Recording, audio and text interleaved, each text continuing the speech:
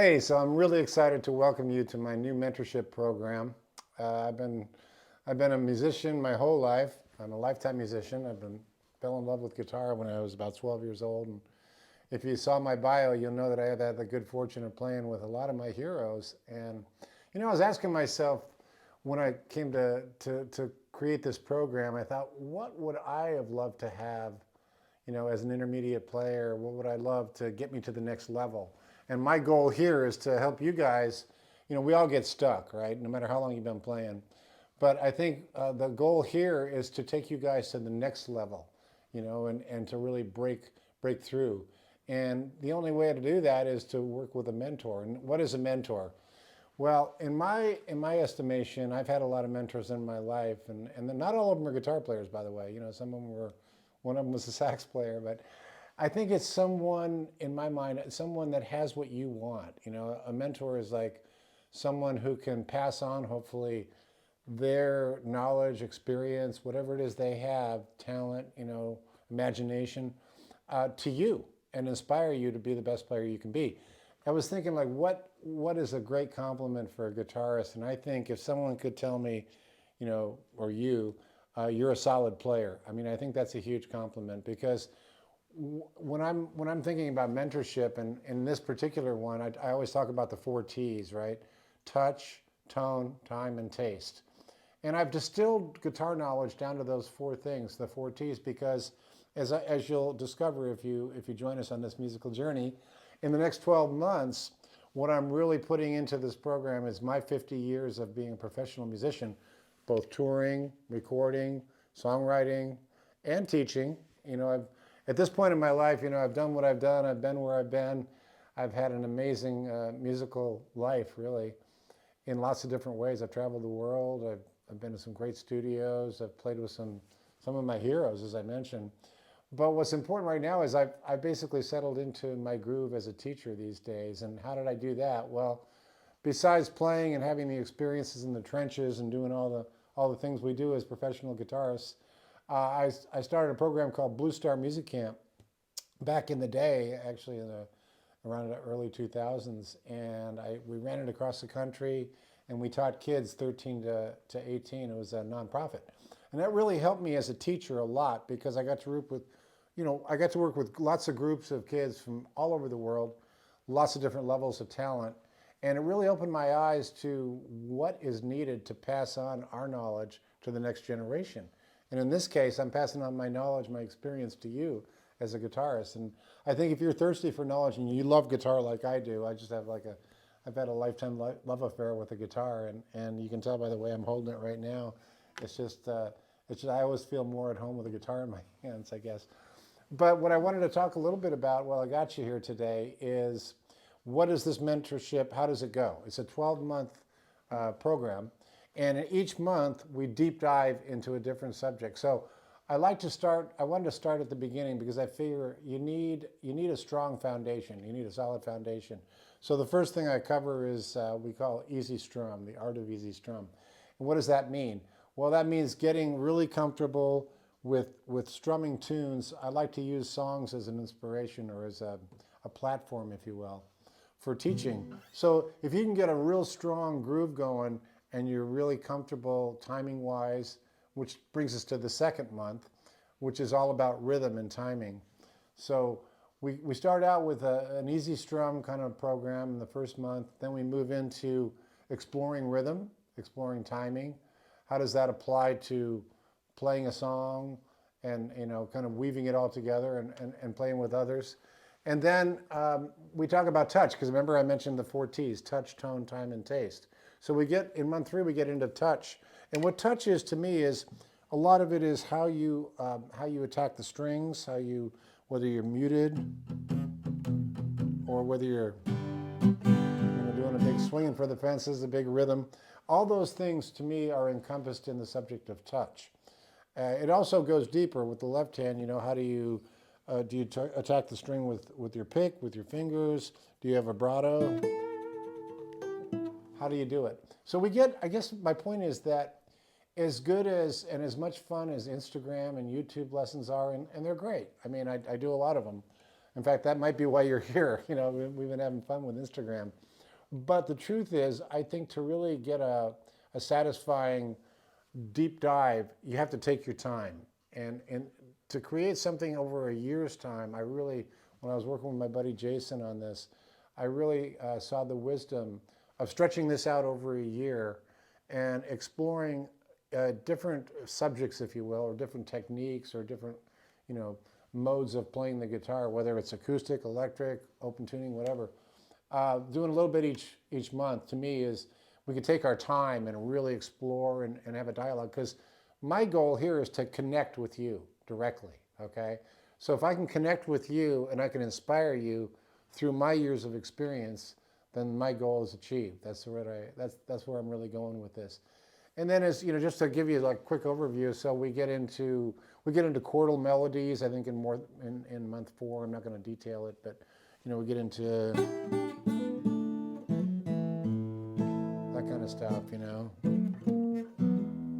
And again, we do both acoustic, electric. I do some resonator, all kinds of stuff. And then we move into some things that are a little more on the outside, you know, left to center, which I think is important. I got into alternate tuning, but first we do a thing called connective tissue, which is really one of my favorite subjects. It's like when you're going from one chord to the next, rather than just going from like a C to or G to a C, you could do something like 4 little hammer-ons. I call that connective tissue because to me it's what connects the chords in a song and also makes the playing more interesting. So ultimately, again, my goal here is to get your breakthrough, you know, get you to break through wherever you're stuck and make your playing more solid, but also more colorful.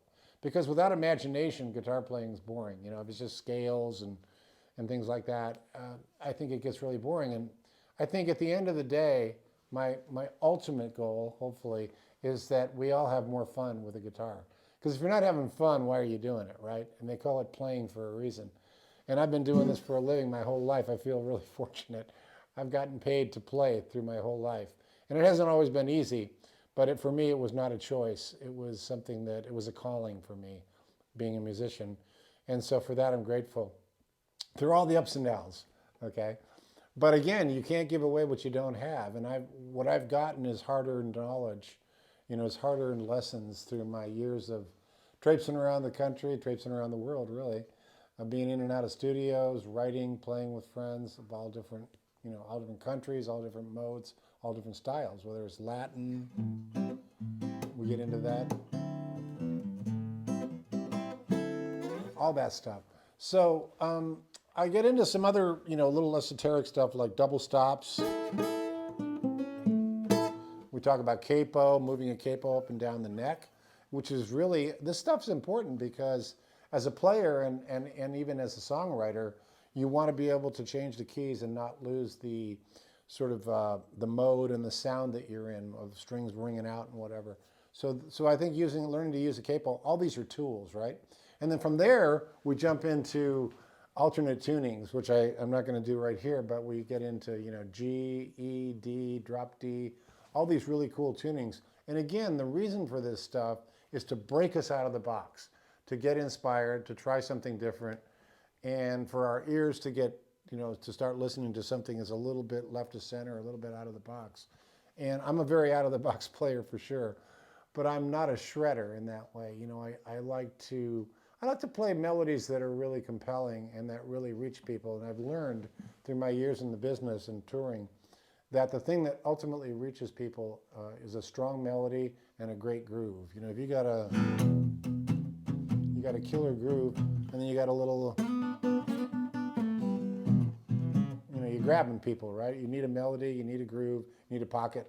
Get them up dancing. I remember I was talking to Mike Bloomfield when I was a very young man, and he said, if I can't sing it or dance to it, I don't want to hear it. And I thought about that. I thought that's probably good words from one of my favorite blues guitarists of all time. So alternate tunings, as I mentioned. We get into slide guitar, and I've been a slide guitar player for since I was about 18. And so I sort of demystify what it's like to play slide, get into some real basic moves, and if that's something that interests you, it's there. We spend a whole month on it, And it kind of goes hand in hand with alternate tunings, I think, because if you're in an open tuning and you're playing slide, it makes it quite a bit easier, actually. And I do a lot of different open tunings. And anyone will tell you that if you're in an open tuning and you're playing slide, it's going to make it, way easier. You think about people like Derek Trucks, Sonny Landreth, Dwayne Allman, of course, Ry Cooter, some of my heroes. They all play in open tuning. So that's something that's really worth exploring, whether you're a songwriter or whether you're just having fun on the guitar and want to break out of where you are. And then we get into playing with others. And that was one of my favorite. We just recorded that a couple weeks ago. I was playing with my buddy Austin here. He's a great player, singer. And we got a chance to sit and sort of explore playing with someone else. And sort of a musical conversation that you have, right? I mean, playing music is not meant to be, alone in your room all the time. It's fine if you're practicing or something, but I think the joy of music is connecting with other musicians and with the audience, obviously. But the most fun that I've ever had is when I'm on stage or just in a living room or on a beach.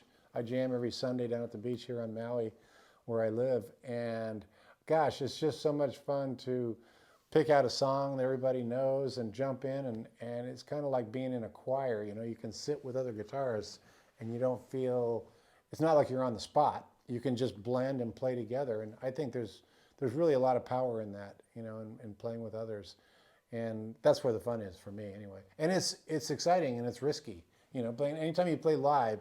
Any live player will tell you it's never a given. It's never a gimme. Okay, and that's part of the magic. We work without a net, right, as musicians. And then after that, we get into songwriting, and you may or may not be a songwriter, but you may not know you are one. You may be sitting around diddling around and realize, wow, that's pretty cool. Now, sure, that's a million different songs, but if you come up with your own idea lyrically, you can certainly launch into something that's original. Or there's really no limit to our imagination as both as guitarists and as composers, if we are that. But it doesn't really matter whether you're a songwriter or you're not a songwriter. That doesn't matter. But I do cover that. I do get into it. So that's sort of a real overview of why I'm doing what I'm doing with this mentorship program, because I want to pass on to you what I've received from a whole lifetime of playing music and being a guitarist, which has been my great love since I was 12 years old. I remember seeing the Beatles on Ed Sullivan. You guys will laugh, some of you. And it just lit a fire under me. And then here I am, X amount of years later, decades later, right?